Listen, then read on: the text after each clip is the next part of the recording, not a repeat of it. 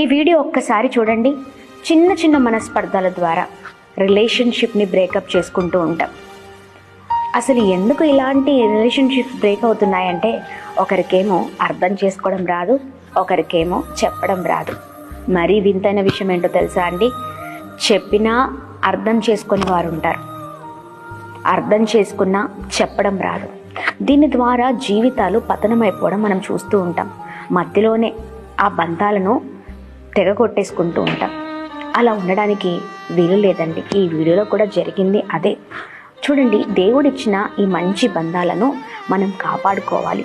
దేవుడు ఈ బంధాలను ఇచ్చి ఎందుకు మనల్ని కలిపారంటే, మనల్ని మనము పాడు చేసుకోవడానికి కాదు, విడగొట్టుకోవడానికి కాదు, మనల్ని మనమందరం అంటే ఇద్దరుగా కలిసి జీవించడానికి.